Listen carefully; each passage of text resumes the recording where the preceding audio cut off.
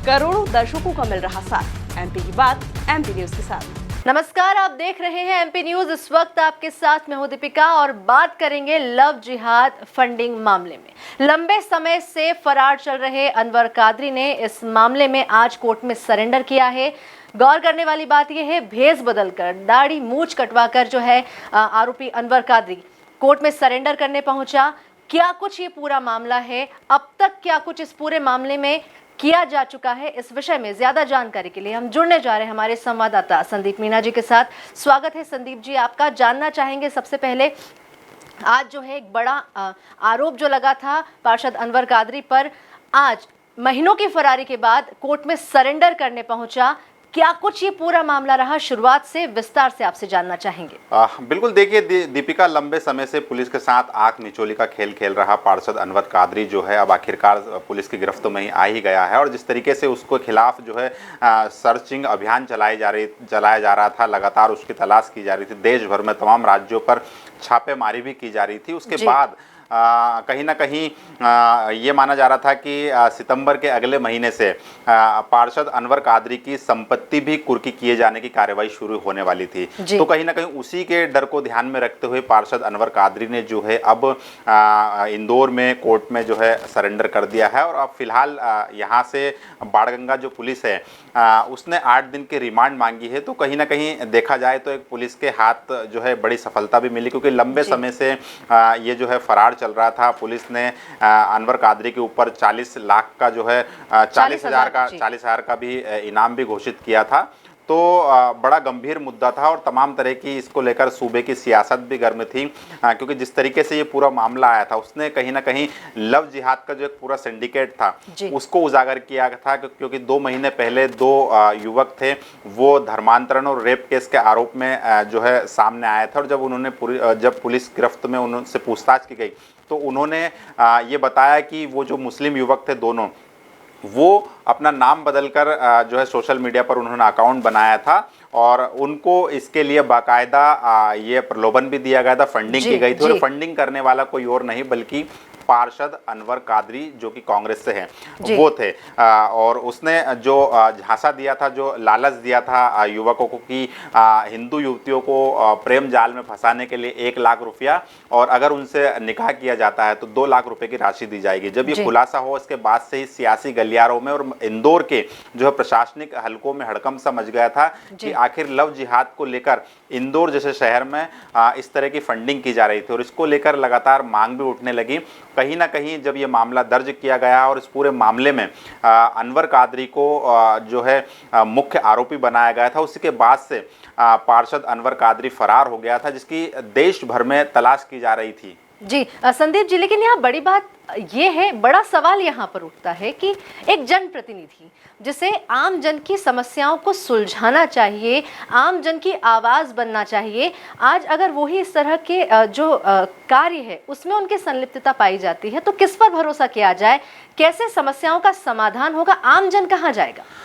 बिल्कुल, देखिए दीपिका, जिस तरीके से इंदौर ही नहीं बल्कि देश और प्रदेश में ये जो मामले सामने आ रहे हैं, कहीं ना कहीं अपराधों में जब जन प्रतिनिधि ही संलिप्त होता हुआ नजर आ रहा है तो निश्चित तौर पर जो जनता का भरोसा कहीं ना कहीं लोकतंत्र से उठता हुआ जा रहा है। जो संवैधानिक जो लोग हैं, जो कुर्सी पर बैठे हुए, जो जिन्हें चुनकर भेजा जाता है जन कल्याण के लिए, जब वही अपराध की दुनिया में इस तरह के कारनामे को अंजाम देते हैं तो निश्चित तौर पर ये चिंता करने वाली भी बात है। और आगे की जो राजनीति है ये लोकतंत्र के लिए भी बड़ा खतरा भी साबित करती है। जिस तरीके से देखा जाए तो राजधानी भोपाल में भी जो मछली परिवार है, कहीं ना कहीं भारतीय जनता पार्टी से उसका ताल्लुक था, बीजेपी का नेता था, और बड़े बड़े जो है विधायक और मंत्रियों के साथ उसके फोटो भी वायरल हुए थे। इसी तरीके से कांग्रेस का पार्षद अनवर कादरी भी है। तो कहीं ना कहीं जो भी लोग जो इस पूरे सिंडिकेट में जो खुलासे हो रहे, सामने आ रहे, जिनके चेहरे उनके साथ कहीं ना कहीं राजनीतिक व्यक्तियों के साथ संबंध होते हैं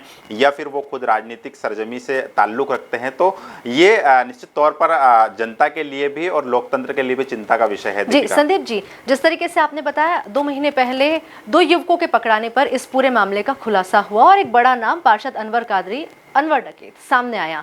क्या लगता है आपको और भी नाम इसमें जुड़ सकते हैं? चूंकि 8 दिन की रिमांड पर अब बाणगंगा पुलिस के सुपुर्द किया गया है, सौंपा गया है कोर्ट द्वारा।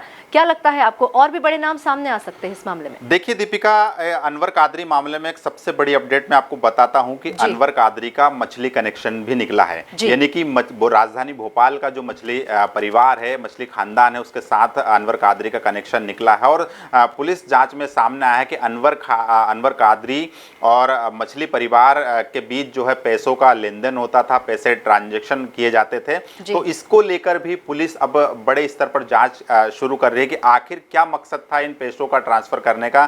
क्या कोई बड़ा सिंडिकेट चल रहा था, किस उद्देश्य से ये जो है पैसे ट्रांसफर किए जा रहे थे, या फिर जो है एक षड्यंत्र के तहत मछली परिवार जो है और अनवर कादरी किसी बड़े गिरोह को अंजाम दे रहे थे, या बड़ा नेटवर्क जो है चला रहे थे लव जिहाद को लेकर। तमाम पहलुओं पर जो है पुलिस ने जांच शुरू कर दी है। और फिलहाल सबसे बड़ी बात तो ये है दीपिका कि जिस तरीके से अनवर कादरी फरारी काटी उसने, और लगातार पुलिस को वो चकमा देता रहा।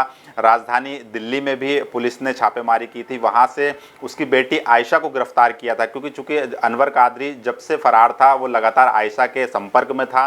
और आयशा को हिरासत में लिए जाने के बाद भी अनवर कादरी ने सरेंडर नहीं किया। लेकिन जब उसकी संपत्ति कुर्की की बात आती है तो कहीं ना कहीं ये डर था पार्षद अनवर कादरी को। वो मध्य प्रदेश की सियासत पे लंबे समय से नज़र भी रख रहा था फरारी के दौरान। उसको ये डर था कि कहीं जिस तरीके से मध्य प्रदेश की मोहन सरकार ने मछली परिवार की जो है संपत्ति को जमींदोज किया था, उसकी जो बड़ी हवेली है, करोड़ों की हवेली, उसको मिट्टी में मिला दिया था। तो कहीं ऐसा ना हो कि इंदौर में भी जो उसका आशियाना बना हुआ है या फिर उसका जो साम्राज्य बना हुआ है उसे भी मोहन सरकार ध्वस्त ना कर दे। तो कहीं ना कहीं संपत्ति के डर के चलते हुए भी जो है अनवर डकैत है उसने ये सरेंडर किया है। निश्चित तौर पर अभी पुलिस जांच में कई बड़े जो है चौंकाने वाले राज के खुलासे होने भी बाकी है, क्योंकि 8 दिन की रिमांड पर लिया है। तो निश्चित तौर पर सबसे पहले तो पुलिस यही पूछताछ करेगी कि वो फरारी के दौरान कहाँ कहाँ रुका था और किन किन लोगों ने जो है उसे शरण दी थी। तो निश्चित तौर पर जिन लोगों का नाम सामने आएगा उनसे भी पूछताछ की जाएगी।